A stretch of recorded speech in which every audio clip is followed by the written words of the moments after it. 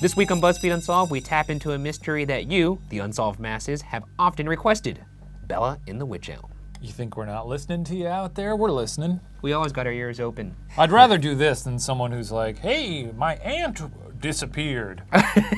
Would it be fun to look into that? Yeah, can you boys get on the case and crack a couple funny jokes about Marge? By the way, I have this on my head because my hair's too long and I don't know what to do anymore. So Sure. I just tied it up like a little present. Incredibly respectful. Let's dig in. Oh, I'm usually the sipper. We did that in reverse. Should you open the case file? Feels wrong. It does. Let me do that. Give me that before you hurt yourself. On April 18th, 1943, 4 teenage boys from Birmingham, England were marching through Hagley Wood searching for food. World War II was raging across Europe, and due to rationing, Bob Farmer, Robert Hart, Fred Payne, and Thomas Willits were on the lookout for bird nests that might have some free eggs. Fun to hunt for eggs with your boys. Because they were starving, though. Yes, but that's what they were doing. I'm not making a joke about it. You started the sentence with fun to hunt with eggs with your boys. It sounds like a fun thing to do. Not when you're starving, though. Let's say you're not starving. Still fun to go out in the woods and hunt for things with your boys. I suppose, yeah. One of the boys split off to look in the stump of an old wych elm tree. When he peered through the tangled branches, a round, white object caught his eye. The young man had not discovered an egg, however, but a human skull. One of the boys used a stick to remove the skull from the tree. Before leaving the scene, the skull was replaced, and it said the boys vowed never to speak of it again. By the next day, one of the boys squealed to his father, who in turn alerted police. Do you think... How would you react, actually? I'm curious. I was actually gonna say, here's how I would react. Oh, dude! Like that. To a human skull. Probably. You wouldn't go, zoinks, let's get home. Because that's better? Zoinks? I would drop it, I'd scream, and I'd run straight to my mother. It doesn't shock me, actually, now. I don't know why I was shocked by you not being alarmed by a human skull. It's different, though, when it's a skull, because it's like, well, it's just a funny skeleton. It's a funny bone man. It was a human's head. It was. Now imagine a skeleton with hair coming out of it, how scary that is. You ever think about that? Does hair go through the skull, or does it come from the top? Absolutely not. How does it start? Do you understand anything about science? I don't. Or, where does hair start? Do you think it starts in the brain, Ryan? Yeah, it starts in the brain. It goes through the skull. To the brain. No, but what part of the epidermal layer is it on? Like, is it just like... I don't know, but it's above the bone. Then why is it sometimes on the skull? What are you talking? Because it's connected to the skin that is connected to the skull. No, but the skin is gone, is what I'm saying. And I've heard that sometimes the hair is stuck into the skull. That's not true. Does hair grow through the skull?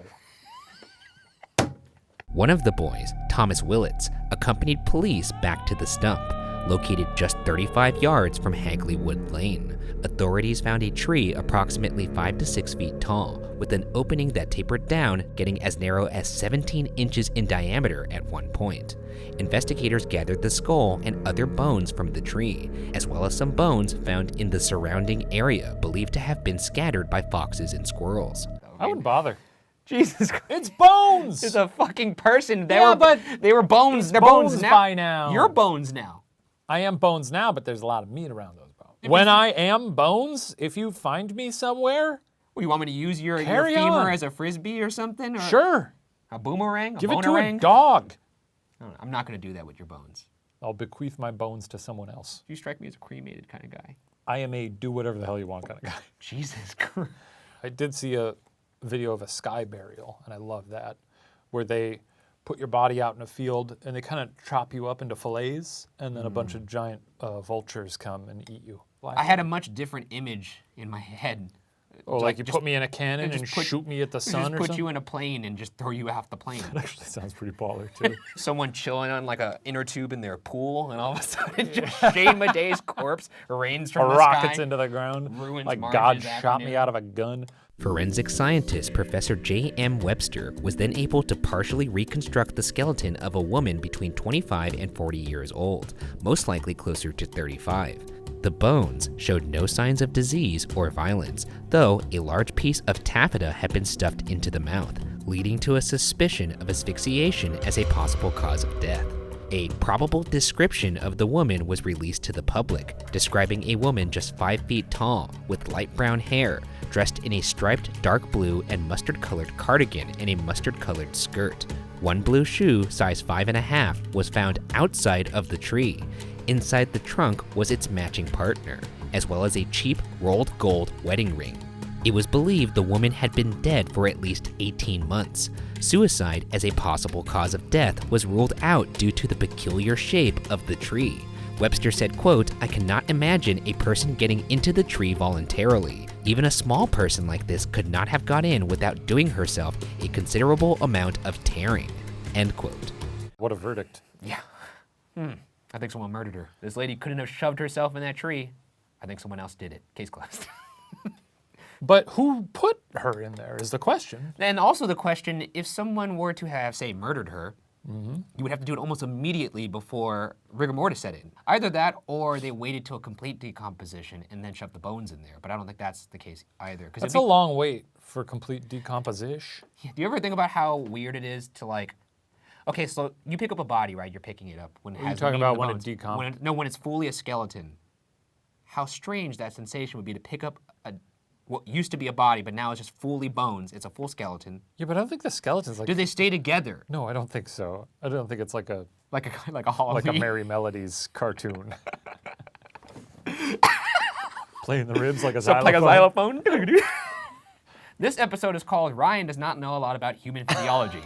Police rooted through records of missing women, but turned up nothing. After releasing the probable description of the woman, calls came in from around the area, but none of the leads produced a match. An inquest jury found a verdict of, quote, "murder by some person or persons unknown," end quote. On May 4th, a report was published in the Birmingham Daily Gazette, calling for dentists to come forward who may recognize some distinctive features in the woman's teeth. In her lower jaw, her front teeth overlapped, and a tooth was missing from the right side, likely pulled by a dentist within a year of the woman's death. Still, no identity could be given to the remains. Your dad ever help out on a case? No, and I'm just starting to wonder how useful are dentists when it comes to these cases. It seems like every time we call in a dentist, I got nothing. Yeah, those are teeth, all right. In March of 1944, an empty building in Birmingham was graffitied in chalk, quote, "Who put Bella down the Wych Elm, Hagley Wood," end quote. It had been almost a year since the body was found, though this was the first time she was given a name. The words appeared too high up on the wall to be attributed to boys pulling a prank, and police were intrigued. After discovering this graffiti, another report came in to authorities about a house on Hayden Hill Road that had similarly been vandalized months prior with the words, quote, "Who put Lubella down the Wych Elm," end quote. Because the graffiti was all in the same handwriting, and because the tags all spelled witch correctly, police believed a lone countryman was responsible. Anyone who knew of a Bella who had gone missing were asked to alert police. What is this person accomplishing by doing this? Raising hell, you know? Getting people talking about Creating hysteria? Yeah, also probably putting pressure on the investigation. Do you think this is someone trying to pressure the investigation to get closed, or you think this is a killer mocking the police? Which one do you lean towards? I lean toward the former. I feel like someone is just stirring the pot. I actually think it's someone mocking the police, like a Zodiac of sorts. Then why wouldn't you just I put Bella in the Wych Elm? Because who put Bella in the Wych Elm is... Me. No, I'm saying that's like more provocative. I feel like more provocative is I put Bella in the Wych Elm. Can you imagine that's how they solved the case? They're at a town hall meeting and they're like, who put Bella in the Wych Elm? And someone goes, me! It was me! In August of 1944, the writings began to appear again. Quote, "Hagley Wood Lubella was opposite Rose and Crown, Hasbury," end quote, was found written both in nearby Halesowen and Wolverhampton. Again, the handwriting appeared to match the previous vandalism. Still, no one could turn up records of any Lubella or Bella that matched the body found. In 1953, 9 years after the last graffiti of note appeared, police finally found their Wych Elm Banksy, though it turned out the authorities had been barking up the wrong tree. The county's detective superintendent remarked, quote, "It was the work of a crank who we are satisfied knew nothing and had nothing to do with the case, so it seems that Bella wasn't even Bella after all," end quote. So just a funster. Just a funster. You live in a quiet town. Most exciting thing that's happened in the past decade is that they found bones in a tree. Why don't you do anything else that's not as disrespectful? Well, I'm saying there's a big bone commotion, and that's fun, and then it dies down, and everyone stops talking about the bones. You're going to work. Nothing exciting is happening. Well, it sure would be fun if everyone got in a tizzy about them bones again. Write about the bones on a Or wall. why don't you do something else, like crop circles? Well, they do that all there, too. So That's what I'm saying. You could do something that's fun like that. crop circles are a lot of work. With police stumped, it's time to examine some theories. Our first theory was one advanced by police early, that the mystery woman's death occurred during one of the war's air raids. Upon hearing air raid sirens, the woman may have sought safety in the woods. Police suppose the woman may have been attacked and gagged, perhaps dying accidentally as a result, and then stuffed into the elm. Her family would have then assumed she died in the raid and not alerted any authorities. However, this theory fails to explain how the woman got in the tree and who was responsible. One thing about the air raid could be the actual sirens going off would then cover any screaming. True. Air raids are scary, man. I can't even imagine. Growing up in Illinois, you get those tornado sirens every now and then. Knowing you, I'm surprised you wouldn't just walk out into the open with your arms spread wide, just screaming, "Take me" at the sky. Not for tornadoes, not for tornadoes. You ever seen Twister? I've seen Twister, yes. It's no joke. It's strange when your life is just interrupted by a large noise that everybody else can also hear. There's no excuses, you know? It's like, well, I guess me and everyone in this neighborhood and county have to hide now. Time to hide, everybody! A spookier theory, detailed in a 1950 article in the Birmingham Daily Gazette and harbored by Egyptologist Dr. Margaret Murray, posits that the woman may have been a human sacrifice. Murray stated she believed there were, quote, still remnants of witchcraft in isolated parts of Great Britain, end quote. According to Murray, quote, the sacrifices are carried out by people who still believe in a religion practiced in Britain before Christianity, whom we call devil worshippers. They still practice black magic. The belief is that if life is taken out of the ground through farming, it must be replaced by a blood sacrifice, end quote. Murray believed not just the woman found in the Wych Elm, but also another person later found murdered in the area could be attributed to these devil worshippers. What a crock of shit. What? Why do you say that? Here's the thing. I think what happened was somebody bad committed something very bad, and then somebody else took that and tried to wedge it into this narrative of devil worshipping and then like had an agenda.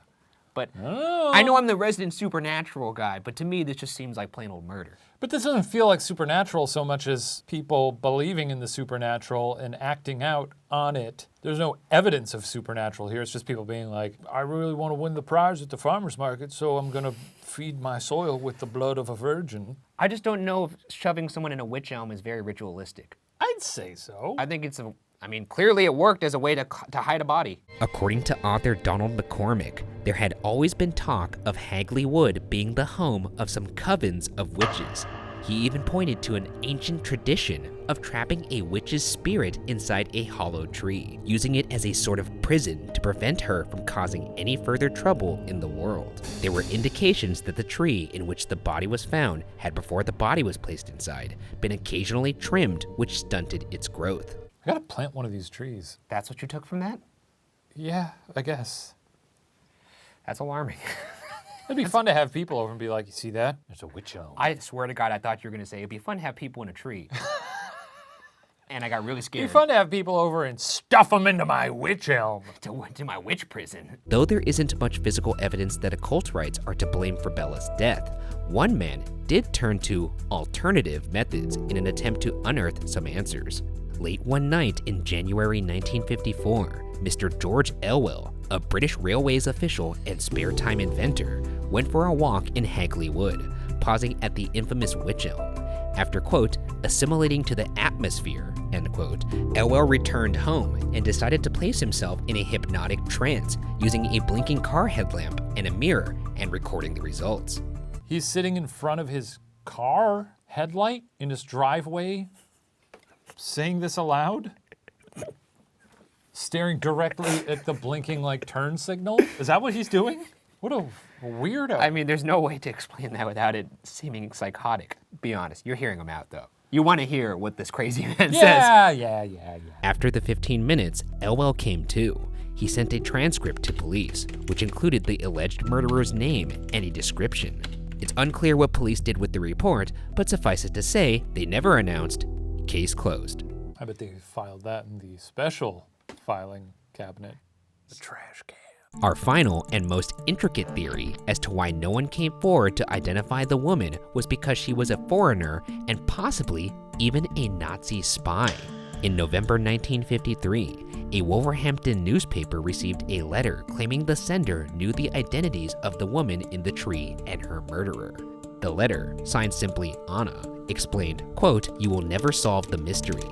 The one person who could give the answer is now beyond the jurisdiction of earthly courts. The affair is closed and involves no witches, black magic, or moonlight rites. The person responsible died insane in 1942, and the victim was Dutch and arrived illegally in England about 1941, end quote. That's cool! That is the coolest way to say someone I has love passed it. away that I have ever heard. I do very much love it. God, that's good So stuff. much flavor. I'm salivating. That's a juicy wing that I'm peeling all the meat off the Yeah, bone. dunk that shit in some ranch, buddy. I really think this. If you're that good at writing, why would you lie about this? It's still under the guise of anonymity. It's still a tale, regardless. The Anna who wrote the letter was eventually found and questioned by police. Reports say this Anna's identity was one Una Mossop. Una claimed that her husband, a Royal Air Force pilot named Jack Mossop, got caught up in a branch of a spy ring that the woman in the tree was involved in. Una claimed the woman was a spy looking for intel on where future air raids should strike in England. There are different accounts of Jack's possible involvement with the woman found in the tree. One claims Jack and a Dutch man named Van Ralt, who was also part of the spy ring, were out drinking in a pub with the woman. She allegedly got too drunk, passed out, and the two men stuffed the poor woman into a tree as a joke. When she awoke, she was unable to free herself and ended up dying there. Another version of the story states that Van Ralt and the woman were in a car when they picked up Jack. A little while later, Van Ralt strangled the woman, presumably due to a disagreement within their spy ring, and then put her in the tree. You know what we do with spies around here? We put them in the Wych Elm. Love spy stuff. I feel like spy stuff happens all the time, and probably a lot of the things that seem unsolved are probably spy stuff. Spies are good at covering their tracks. Sure, they could have just disposed of the body, but if it's someone that nobody knows and who doesn't really have a quote-unquote identity, yeah, leave the body there, sure, whatever. You're murdering a ghost at that point. Yeah. However, can we just revisit that first story? If that's how people in England treat their fellow mates that are drunk, Yeah. by stuffing them in a wych elm. Stuff you in a tree. See, in America, when you do something like passing out with your shoes on, you draw a funny little thing on their face. A funny little what, Ryan? Could be a wiener. Whatever happened to the woman, Una stated it gave her late husband nightmares, causing a decline in his mental health. Jack died in a mental hospital before the remains were discovered. While not much was made of Una's story, there's a bit more to this theory than the pulpy claims of a wartime widow. After hearing of the Anna signed letter, which claimed Bella was Dutch, author Donald McCormick traveled to Holland to see if he could find anything to substantiate the claim. There, he found remarkable evidence that confirmed at least some of what Una had written. McCormick learned that within the Nazi espionage system, a man named Lehrer worked on recruiting accomplices who could work in Britain as spies. Lehrer allegedly had a Dutch girlfriend who lived in Birmingham in the 30s, giving her great knowledge of Britain and allowing her to speak with no detectable Dutch accent. McCormick states that in March and April of 1941, records show 5 German spies were sent into England from Holland during Operation Sea Lion. One of these spies, a woman with the codename Clara, was reportedly dropped by plane over an area that happened to encompass Hagley Wood. Clara never made contact and was presumed MIA.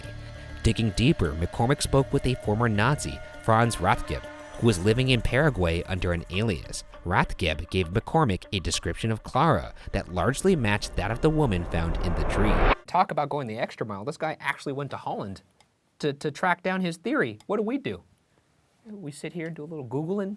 I mean, we don't do shit. Declassified MI5 files reveal the existence of a German spy captured while parachuting into England in 1941 by the name of Josef Jakobs. Once apprehended, one of his possessions in particular sticks out, a photograph of a German singer-actress, Clara Bauerle.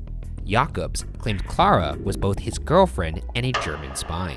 Jakobs claimed that Clara parachuted into the Midlands, where Hagley Wood is located in 1941, but was never heard from again. That's 3 independent sources now kind of filling in the gaps here about Clara. I never in a million years thought that this would take a spy turn. What an episode! This is starting to round out here and to be something much more than it seemed. Can you I like believe- seeing the full picture. Isn't it also? I didn't like doing I that, don't though. like you Sorry rubbing the about picture that. like that. Why don't you unrub the picture? Yep, there we Also go. creepy. Can you also remember that the first theory was maybe there was an air raid? Oh, it stunk. While this story does seem to have a lot of different and corroborating angles, Bella in the Wych Elm is likely not Clara Bauerle. Clara stood 5'10", a good 10 inches taller than the skeleton found in the tree. Even more damning, there is a log of Clara dying in a Berlin hospital in 1942. What the fuck? Why would you do this? I'm sorry. What's the point? Because- what are we doing here? Because it was I was having so much fun. I knew that was gonna knock the wind out of you, and you know what? Did you not have fun until that moment happened? I did, but now it's all negated. That's true, and we're not here to tell truths. We're here to spin sometimes. It's like I ate a delicious meat pie and it was all sitting in my stomach. Then you punched me and I vomited it all up. All right, just untie your little underwear, get them out of the knot. Okay. Okay. It's still possible. Clara could just be a uniform code name for all German spies. It did come from the declassified MI5 file. Who's to say that records from a Berlin hospital would actually be accurate if it was in fact a spy? Do I believe that? I don't know about that because it kind of ruined the anecdote we got from Jacobs. You know what? I'll take it. The rejection of the Clara Bauerle theory leaves one to consider other possibilities. Perhaps she was still a spy of a different name, or possibly a foreigner tangled up with the wrong crowd. Of course, maybe it was a witch. According to West Mercia police, Bella's remains have been lost over the years, meaning the case can't take advantage of modern DNA analysis and clouding the chances of future progress in the case. Perhaps, like the 4 boys who stumbled upon the mystery that spring day in 1943, someone will come across another clue, hidden away and waiting for a chance crossing of paths. Until then, the case of who put Bella in the Wych Elm will remain unsolved.